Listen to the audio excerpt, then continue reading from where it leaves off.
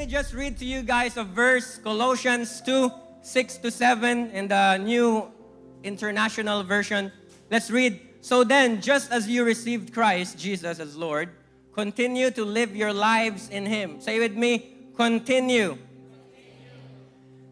Live your lives in Him, rooted and built up in Him, strengthened in the faith as you were taught, and overflowing with thankfulness. Father God, I thank you, Lord, for today. Thank you, Lord, for every heart that is present in this place. Lord God, we love you. We honor you. We are excited that you are coming very soon. In the name of Jesus, we pray. Amen. You may now be seated.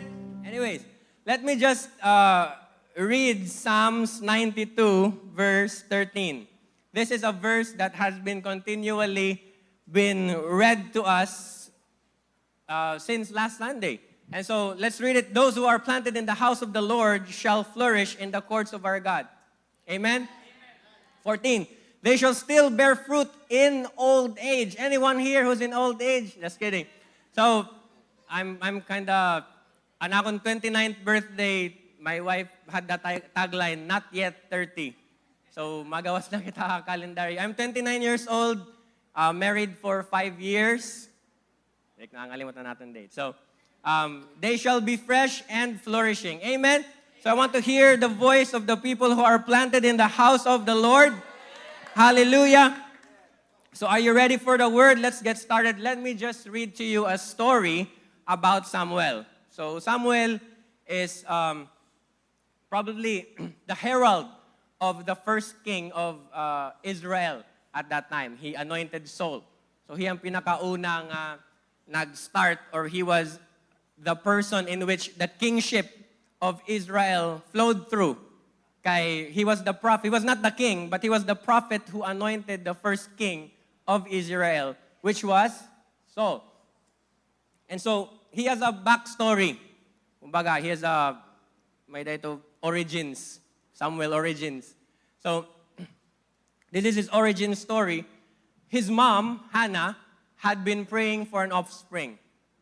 And so, Hannah goes to the temple or the church, and then she starts praying for an offspring, in which God grants her prayer, which was Samuel. And it is the promise or the commitment of Hannah while she was praying, that she would offer Samuel to the temple if God would grant her prayer. And she did so. And you say this with me, commitment. Commitment. And bad word na it's a bad word in this generation. Commitment is shown as removing your rights. That's why it's called commitment, because you have to commit whether you feel like it or not. Not if ever you have the time. That's why it's called commitment. It's gonna cost you. So, Samuel was offered to the temple. And so Hannah leaves Samuel in the temple. And so let's go to 1 Samuel 3. The title of this chapter was called The Call of Samuel. And so Samuel was a boy who served the Lord by assisting Eli. Now in those days, messages from the Lord were very rare and visions were quite uncommon. One night, Eli, who was almost blinded by now, had gone to bed. The lamp of God had not yet gone out, and Samuel was sleeping in the tabernacle near the ark of God. So basically, the temple at that time was the church, or a shadow of the church. So Samuel was sleeping in church. Don't make it another reason. Samuel nga ni, nagkaturo ka church. Ibalay it yung story. Don't sleep in this service. So Samuel was there, sleeping in the tabernacle where the ark of God was present. So who among you here know that Samuel was in the best place to hear from God? Because we know that God is present everywhere, but He is not acknowledged everywhere. And you can say, I can hear from God everywhere I am. Yeah, but He's not acknowledged and honored everywhere. Can you hear God from a club? Yeah, but rarely. That's not a position you meet God. Who wants to meet God? Kadto kita akuan. Irinuman. That's not where you meet God. You meet God here in church. That's why you fight for your time here in church. Because some people here today are only here just so we could survive the next week. And so, don't allow yourself nga mayakan, next Sunday na lang, kaya manglalaba pa ako. Or next Sunday na lang, kaya may danamon pangarigo. So your spiritual well-being is more important than your physical well-being. So experience Leo, would you rather choose an emotional fatigue or physical fatigue? Mas dakot hugot it emotional ano.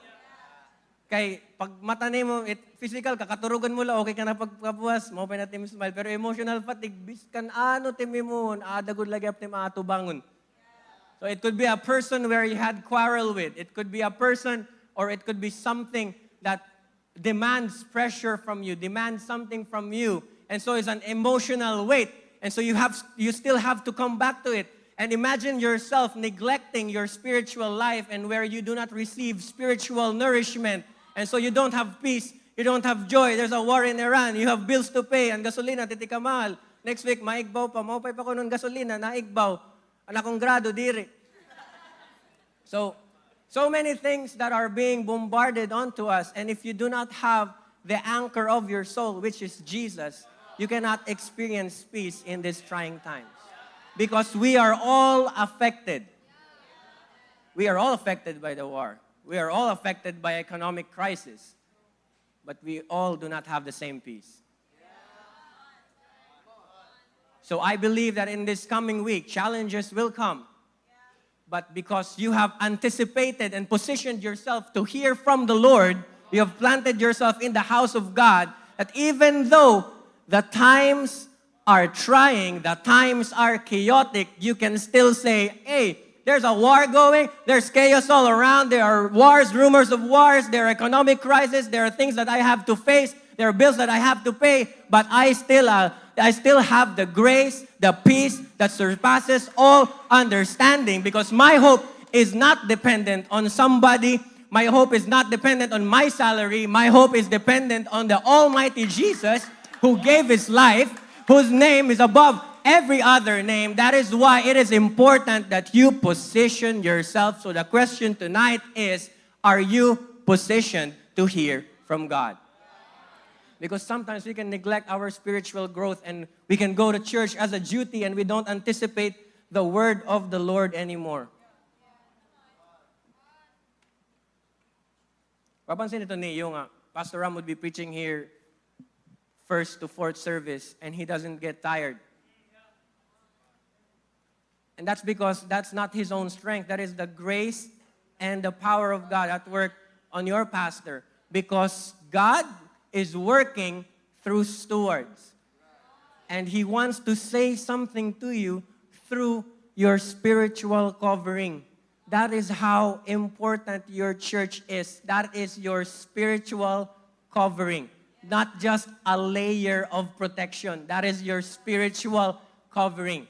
That's why when prices increase, your peace is not affected because you have a covering. So this is what happened to Samuel. God calls him 3 times. Samuel.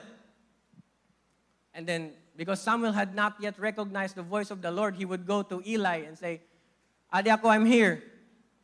And so Eli said, I did not call you. Go back. And so the Lord calls him again, Samuel. And so he goes back again to Eli. I'm here. And Eli says, wari ko lagi ikaw tawaga. Tapos bumalik na lang si Samuel pagkaturog. Samuel, balik na. Mapay nga kay mga patient tirano. He Lord patient, Samuel patient, Eli. Kay, siguro kung ako pa ito, ano? Ay naka pa naggiginiliat. So, Eli then recognized that it was God calling Samuel. And so he tells Samuel, he advises Samuel. So the Lord called the 3rd time. Here I am, did you call me? And Eli realized it was the Lord who was calling the boy. 9. So he said, go and lie down again, and if someone calls again, speak, Lord. Your servant is listening. So all of us here can hear my voice, but is everyone listening? So God is continually speaking, but is anyone listening? Is anyone willing to say, "Here I am, Lord. I'm still a listening servant." And so Samuel went back to bed. Lord came and called before Samuel. And so Samuel finally replies, "Speak, your servant is listening." God called Samuel 3 times before he could realize that it was actually God. Maybe somebody here, God has already been calling you to go out, pag-serve lagi. Go back to your life group. Say yes to that volunteer immersion program. Say yes to that leader. Sige, message mo, "Hey, available ka after third service pag kuan kita life group." Dira kuya, kami na mo ni Rimon, pero nakaturog ka lang at iyo balay. God has been calling Samuel patiently 3 times. And some of us here could be in their 2nd time, in their 3rd time, 4th time, 5th time, and yet God is still here time and time again, still calling you with the same voice, calling you by name. I have no idea how many times God has called me. Siguro hundreds. When I was out there sinning, even though I grew up in church.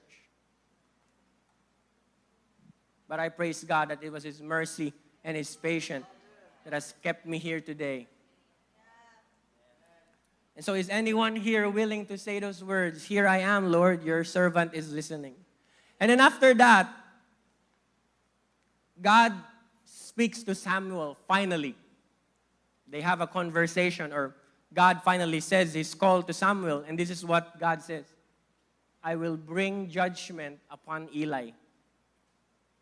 Aniya master, or Aniya, the one he was serving with.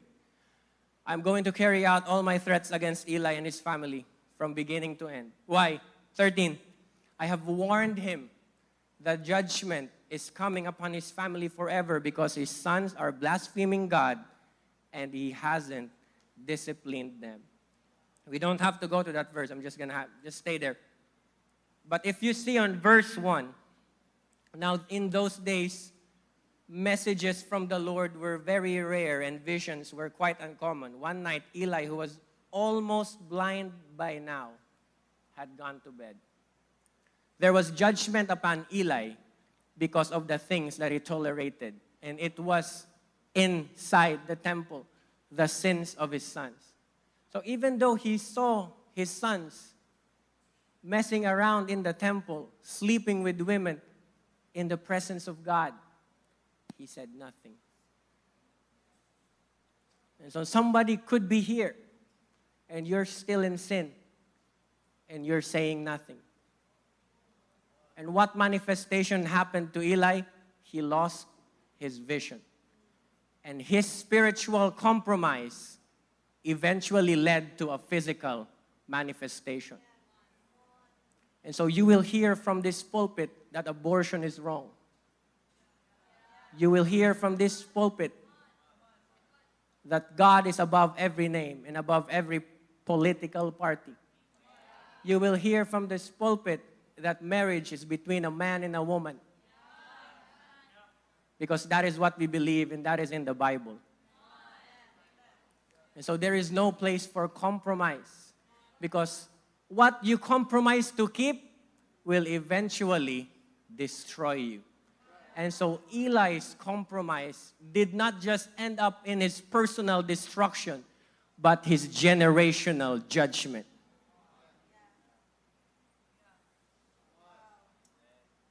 Di rin kita friends yan. Sorry, I was also convicted by this earlier. So God, whenever I hear your voice, is it still a sword that divides between bone and marrow? Is it still a sword? Is it still a word that pierces my heart? Or is it just in one ear and out the other? Do I speak in tongues and gossip in English? When I leave this place, am I the same with my compromises? Or am I actually doing something to say yes to faithfulness and surrender? Because although God's grace was free, it was not cheap. It cost him everything. And so far be it from us that although it cost God everything, we compromise His free gift. This is what Paul said. The grace of God in my life was not in vain. Amen. And so let's go to the later part of the story, which is in verse 17. So finally, Eli asks Samuel, anon ginyakan ni Lord hay mo? Paambita daw. Chikahi daw na yakan ni Eli. Can you tell me what the Lord told you? Tell me everything. And this is what he says. And may God strike you and even kill you if you hide anything from me. 18. So Samuel told Eli everything. He didn't hold back. It is the Lord's will. Eli replied, let him do what he thinks best. This is something that broke my heart. Because he heard the Lord's judgment and the Lord's offense against him. And what does Eli do? He just takes it as it is. He doesn't even repent. Can you remember that Eli was God's anointed? He was also God's chosen. He was also on that place saying, Lord, I'm so on fire for you, God. I'm going to give you everything, Lord. Remember that time when you were still on fire for God? Alive and in love with Jesus? And you would not compromise anything?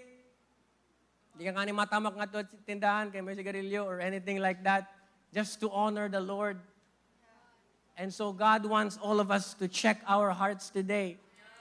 In our place of planting, are we still planted just to be planted, or are we planted and flourishing and fruitful and faithful? Or was there a compromise that eventually kept in? He just takes it as it is. Let him do what he thinks best. He doesn't even call for the Lord. Lord, I'm gonna make it right. David was not a perfect king. He did a lot of mistakes, but he was quick to make it right. He was quick to repent. So as I close before I call on Justin, can we go to Hebrews 11:6? And without faith it is impossible to please God, because anyone who comes to him must believe that he exists and that he rewards those who earnestly seek him. So ask yourself this.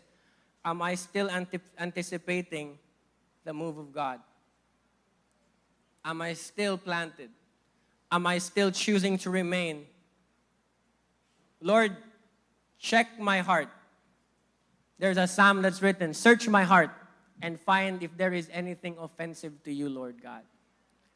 We all have pressures. We all have jobs. We all have stuff to do, produce, to comply.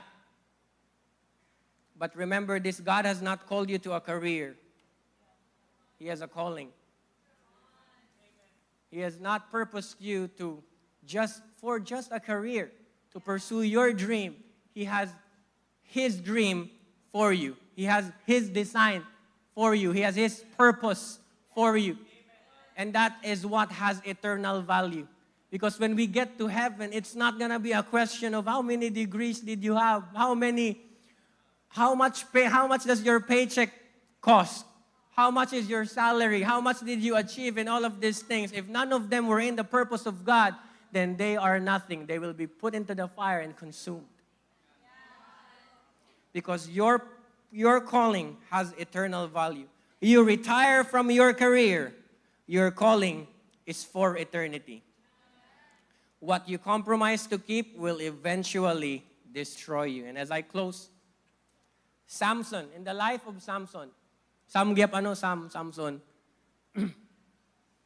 his mother received a word from the Lord. This is what the angel said. You shall touch no unclean thing. Let's just go there. Judges 13, 3-5. You are barren and childless, but you are going to become pregnant and give birth to a son. Now see to it that you drink no wine or other fermented drink, and that you do not eat anything unclean. You will become pregnant and have a son whose head is never to be touched by a razor, because the boy is to be a Nazirite, dedicated to God from the womb.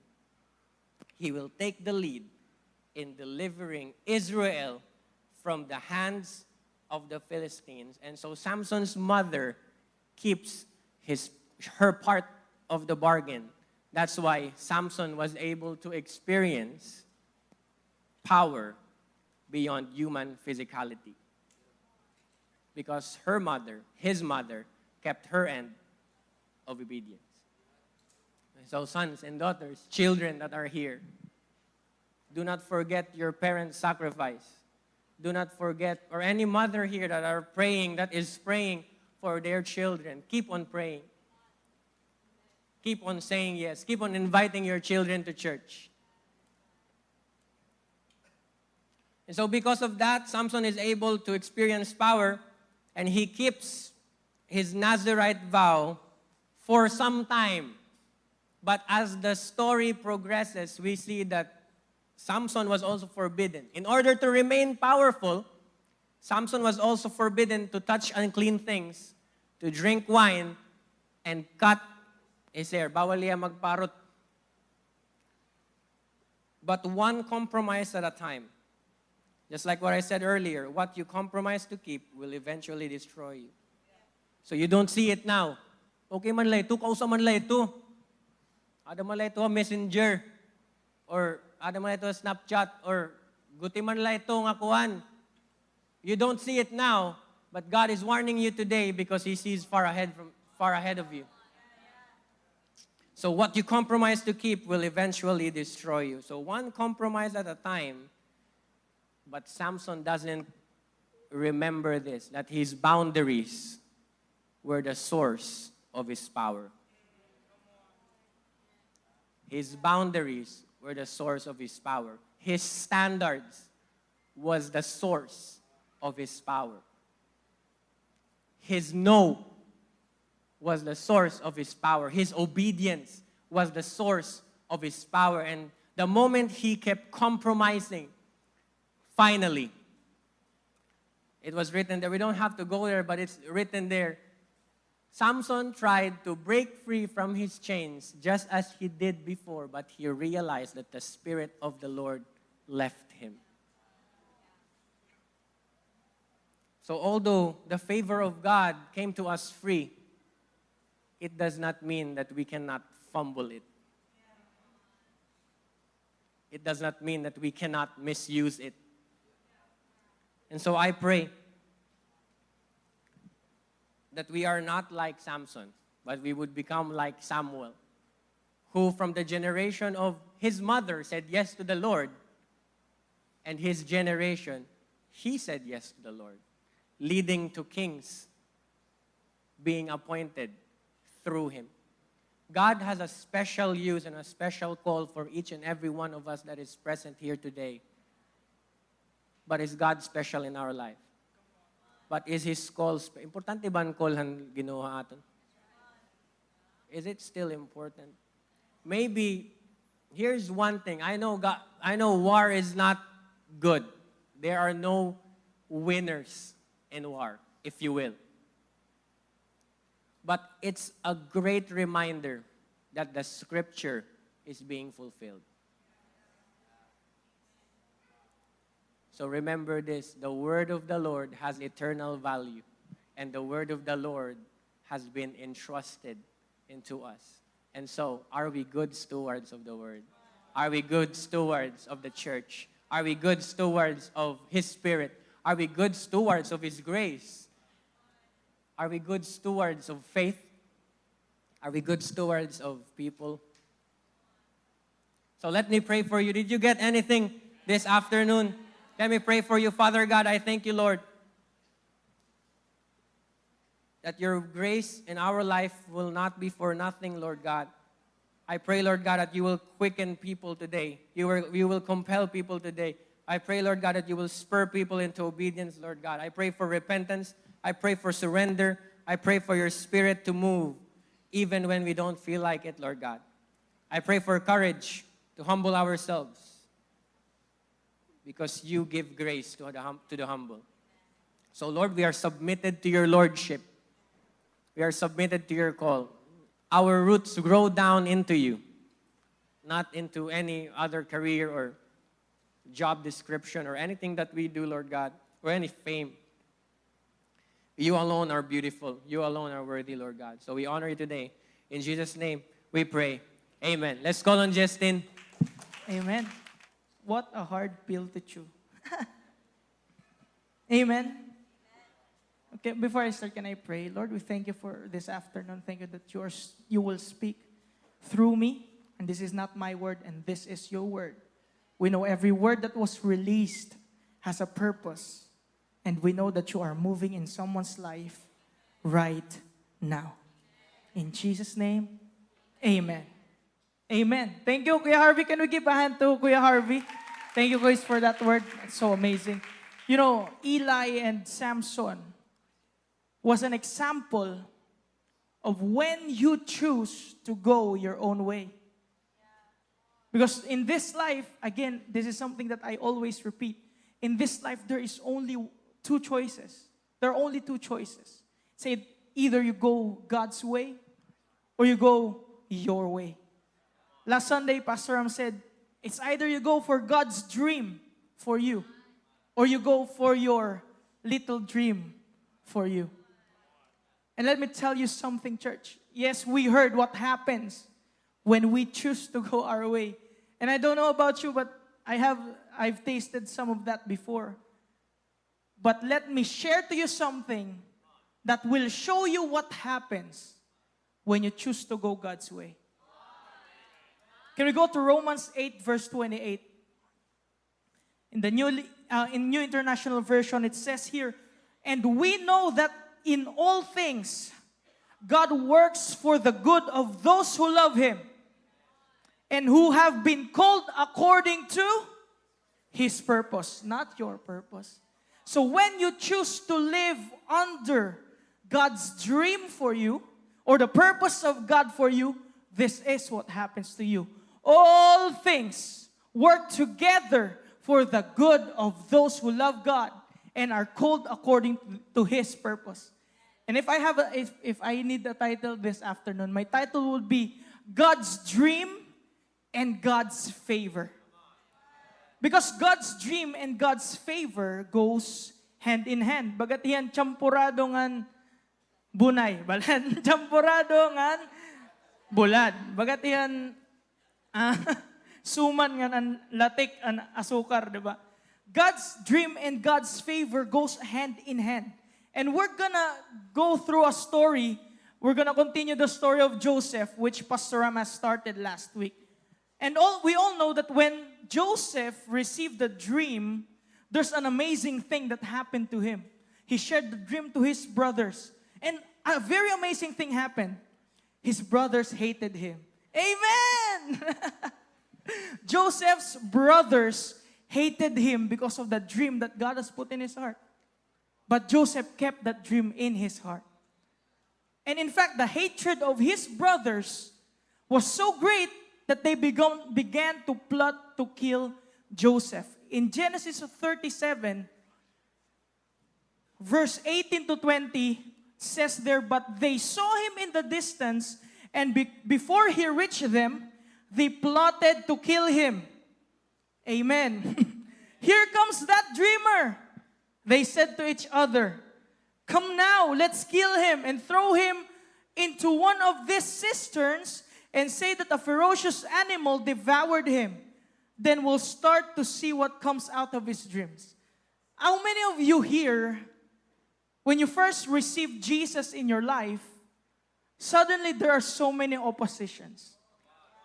I remember when I was a new Christian, my mother is here. Nanumdum ako when I was a new Christian, I received the Lord and I decided, Lord, I'm gonna give my life to you. Then my mom, bago pala ako na church, my mom would ask me, kaya ano nakadto ka pa dito hirayo? O, di man hira nila kita dito sa ninyo church. Amon niya ka na ako ni mama to. And I ako, Mom, there's something in New Life Tacloban. There's something in New Life Tacloban. I can hear the Lord in New Life Tacloban. And in that times, I wondered, my mom is forgiven. She's transformed. She is here right now, in fact. And I wondered that time, kaya ano ang una, naya ka ni mama, sige tin, okay la, di din lang mo pag-inom habalay para diri ka mo kurian. Or sige, dito habalay ni mo sangkay. Sayo nila pag-uli kung pag-gabi na. Pero nag-church na ako, nagtigang na yung pagpakyanak, kaya ano ka ba nakadito nga church? Who among you has the same opposition when you began to give your life to Jesus? People started to question the steps you take. And the hardest part, just like Joseph, sometimes it is the same family that you are in. It is the same brothers that is trying to kill you.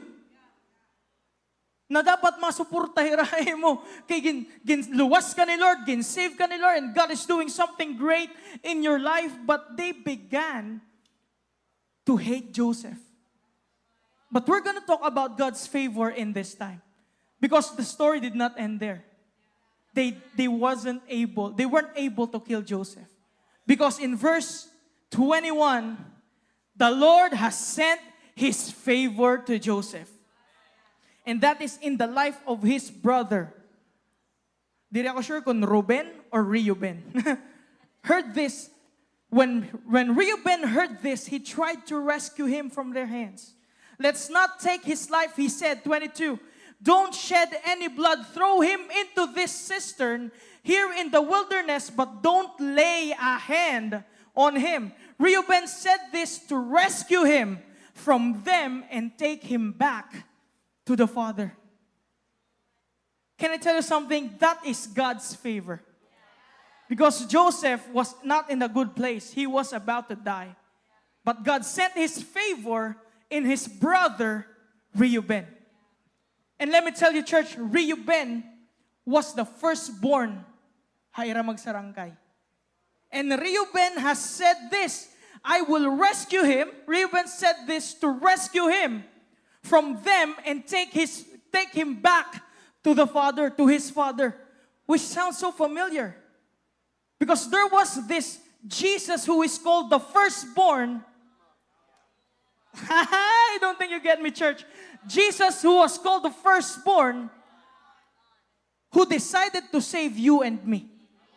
When the world was about to kill Justin, when the world was about to stop Justin and make gripo on the side of his stomach or something else, when you were about to die, Jesus came in.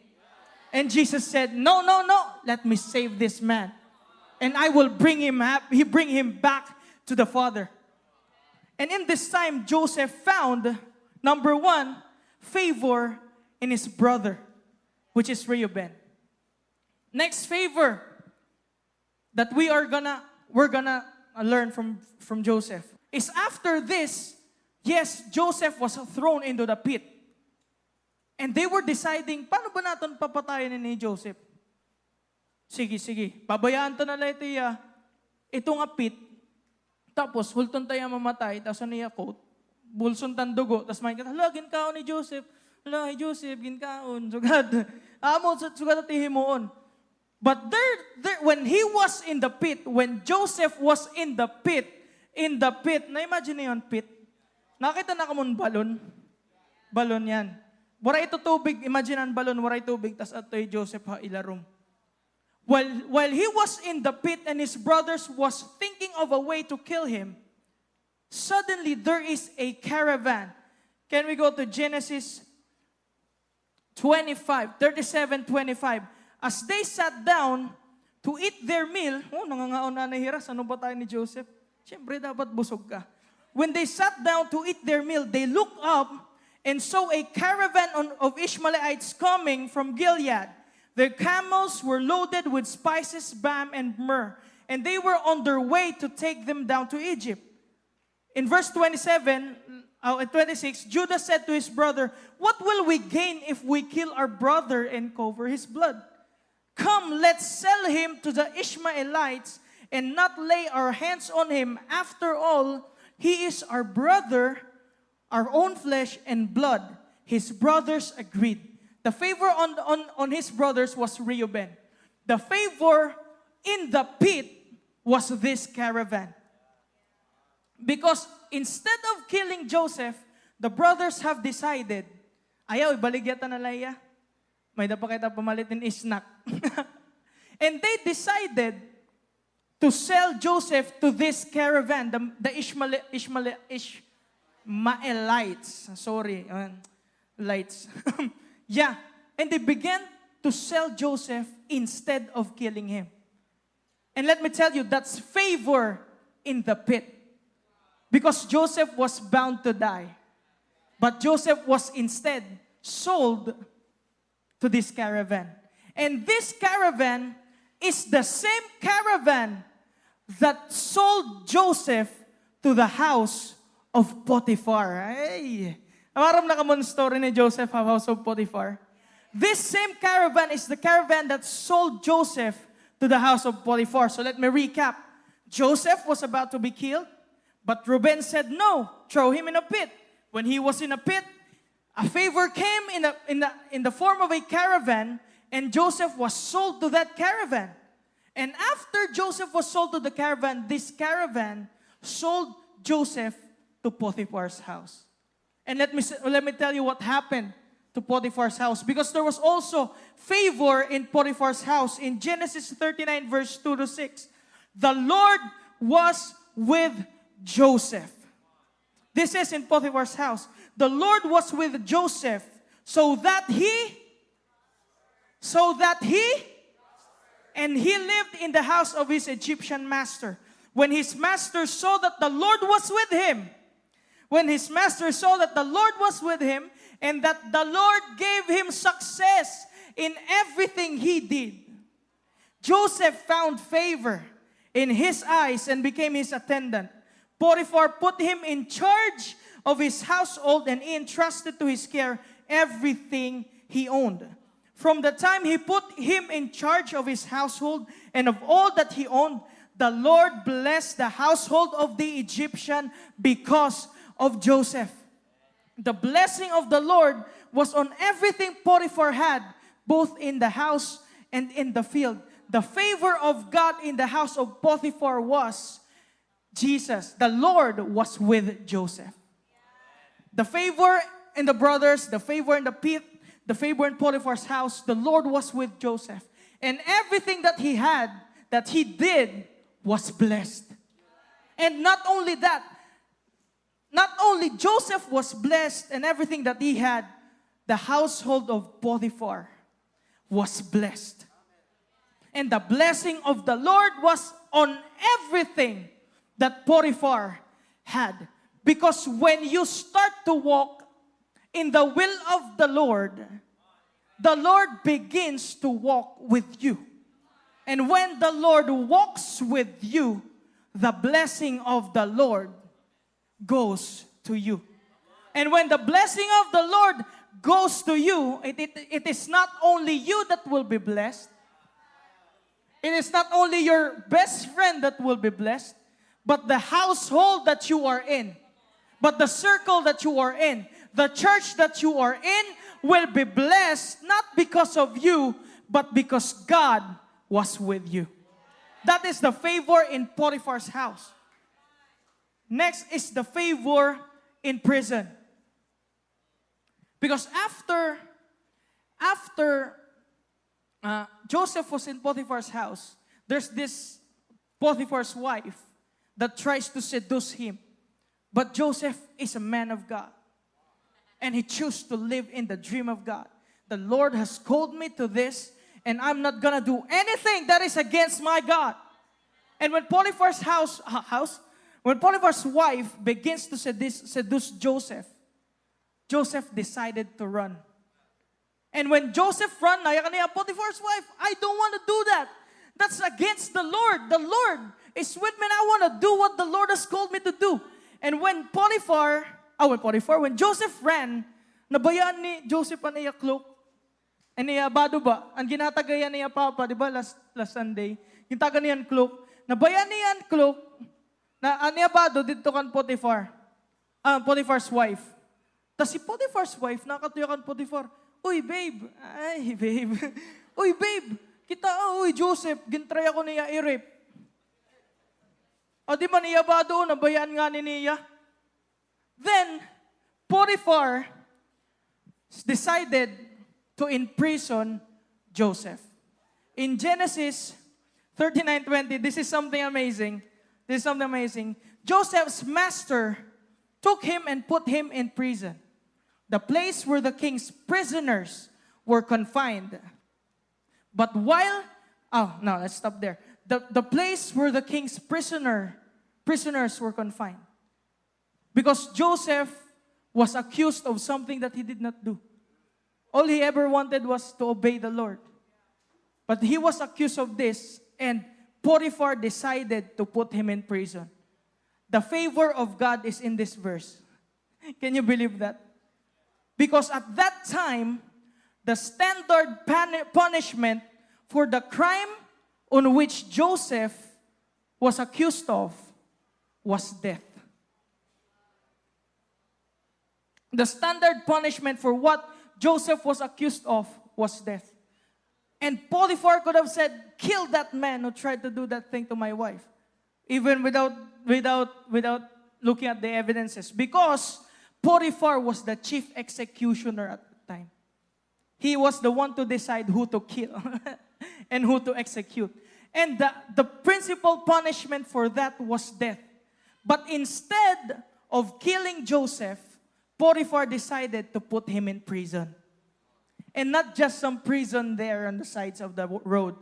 It's the prison of the king's prisoner. That is the favor of God. The Lord has allowed Joseph to be in prison.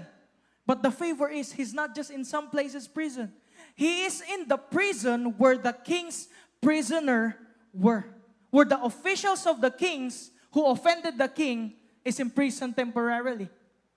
And that is a divine connection on the way. Because God is about to, wait, okay, sige, tugutan tama preso. But dito ang mga kanon officer ang hadi? Because the Lord knew that the cupbearer was to meet Joseph.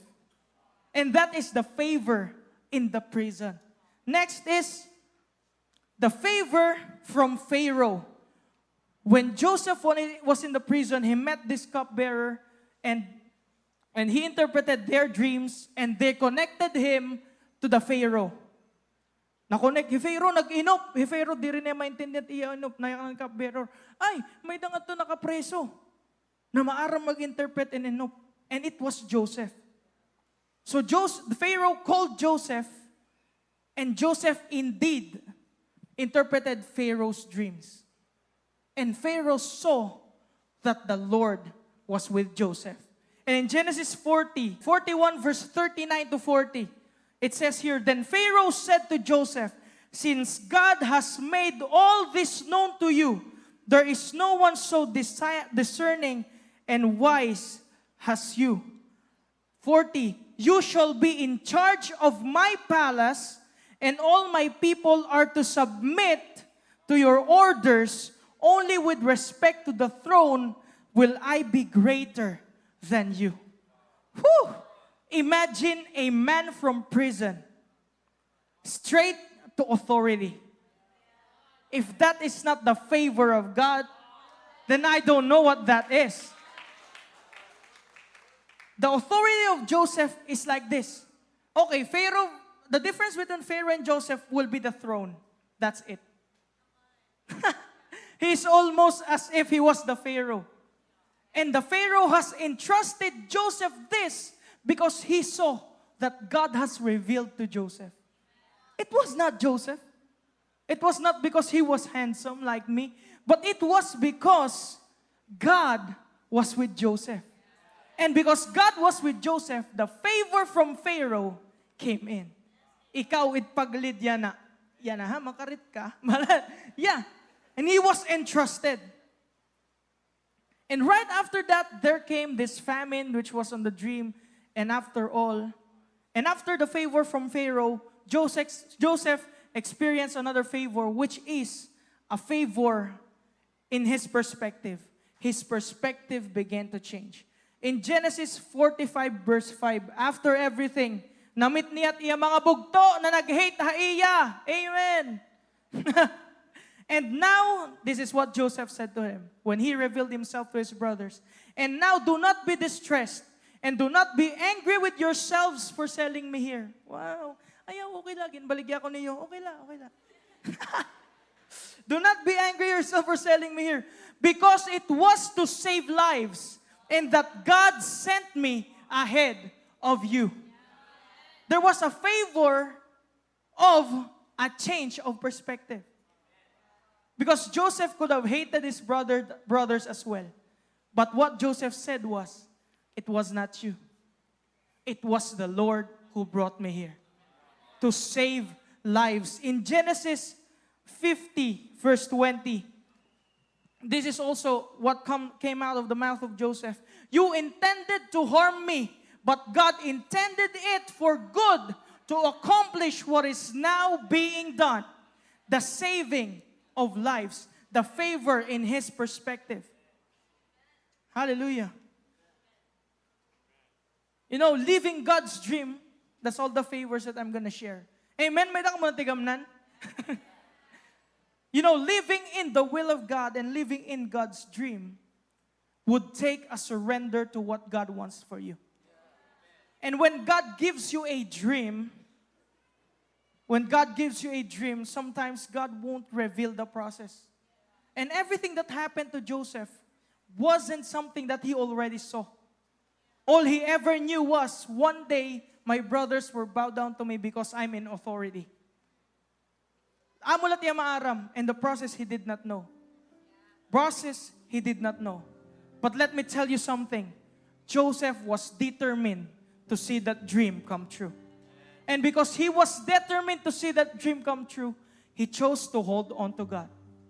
Because when God gives a dream, along with the dream is the favor of God. Diri katatagan ni Lord hindream para hain mo kinabuhi, tas babayaan ka lang niya. May sige, amo na ito tagkusaim. Sige, bye-bye. No. When God gives you a dream, He is about to show you His favor. Because constantly along the journey and the process of Joseph, the words that strengthened his journey was, God was with him. God favored Joseph. God blessed Joseph. Because not in those moments God was absent. And that is the same way to you. Let me tell you something, church. When you decide to walk on the will of God, and when you decide to, Lord, I surrender my life to you, then God's favor will be in you. Hallelujah. Because the same God that was with Joseph is the same God that is with you in your journey. God did not save you to leave you here. Amen.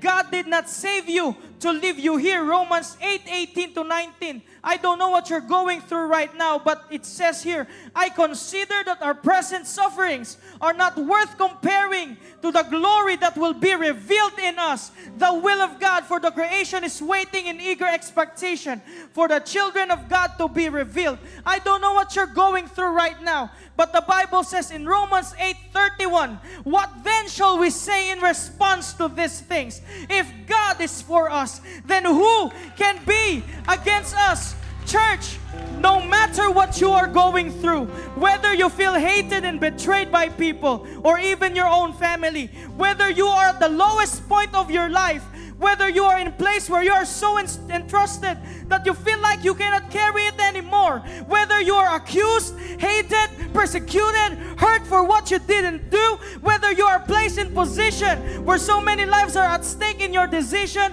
whether you are wondering why you have been placed where you are right now, let me tell you the truth. God's favor is in your life.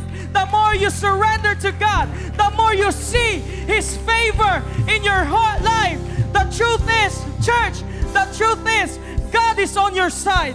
God is giving you favors over favors. God has prepared something good for you.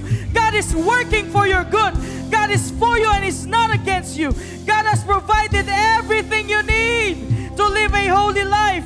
God is not condemning you.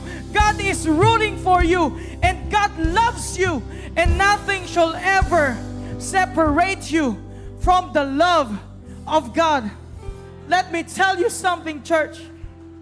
The God that we serve is the God of favor. And He did not bring you here to leave you here. He brought you here so that He can show His glory into your life, so that people may see the good God that brought you here, the good God that kept you standing, the good God that has provided, the good God that has healed your diseases, the good God that was with you. So let me tell you something, church. Will you choose to be like Eli and Samson? Or would you choose to live out the dream of God for you? Will you choose to surrender your will and say, Lord, I don't know what's up ahead, but all I know is everything works for the good of those who love God and are called according to His purpose. Church, God is a good God. Amen. God is a good God. The God that we serve is a loving God. Woo! Thank you, Jesus. Church, it only takes one step. It's for you to let go and for you to let God. In 1 Corinthians 15:58, can you show that there? 1 Corinthians 15:58. My dear brothers and sisters, stand firm. Let nothing be strong and immovable. Always work enthusiastically, Lord, hallelujah, for the Lord. For you know that nothing that you do for the Lord is ever useless. The only purpose of this life is to be lived out for the purpose of God. Again, I'm going to repeat that. The only purpose of this life is to be lived out for the purpose of God. Do you want that in your life, church? It only takes a surrender. Only takes a surrender. Can you bow down your heads? Close your eyes. If you're in this place and you say, Lord, I want that. I want your dream for me. I'm tired of what I want. All I want is what you want for my life. If that is your prayer, I want you to bow down your head, close your eyes. If that is your prayer, I want you to raise your hand. Hallelujah. Jesus, you see, let me pray for you, church. Jesus, you see every hand in this place. See every hands raised, surrendering their own wills, surrendering their own wants, and desiring for what you have for them. God, I declare over these lives that are raising their hands right now, that are surrendering to your will and to your dreams for them. I declare the favor of God be upon your life. I declare the presence of God every moment of your life. I declare that you will see the goodness of the Lord in the land of the living. I declare that God will never disappoint you, that God will continually show His move in your life. I believe and I declare that Jesus will be glorified in every area of your life. I declare that there is no space in your life that will be left unfilled by the grace of God. And I declare that Jesus will be glorified in everything that you will ever do and everything that you will ever say. Jesus, have your way in these lives right now. Jesus, speak to every person. You said it in your word, your sheep knows your voice. And just as you have called Samuel, God, speak to these people right now and tell them and speak to them what you want them to do in this life and how you want to use them in this life, in this earth. And I declare that Jesus will show up. In your situation, Jesus will show up. And the favor of God will be evident in your life. In Jesus' name. Amen. Amen. Can we give a praise to Jesus? Amen. God is amazing. Amen. And if you are here, and it's also in your heart, you have not yet received Jesus, and it is in your heart to receive Jesus in your life, and saying, Lord, this is the first time I heard Jesus, or the first time that I heard living in Jesus, and I want that in my life. If it is it's you who wants to receive Jesus in this place, I want, again, church, can we bow down again and close our eyes? And if you have already received Jesus, why don't we help those who have not yet received Jesus receive Jesus in their life. As we pray together and repeat this prayer after me and say, Lord Jesus, I know I'm a sinner and I'm not a perfect man. But Jesus, I thank you that you chose to love me and you chose to die on the cross to forgive me of my sins and to open up the door for me to have that life in you. Right now, Jesus, I receive you as my Lord and Savior, and I desire that your will be done in my life. I love you, Jesus. In Jesus' name. Amen and amen. Can we give a hand to those who receive Jesus? If it's your first time to receive Jesus, we have some connect team outside. If you want to know more who Jesus is and the journey that He has for you, there will be some people that will be accommodating you after the service. Thank you, church.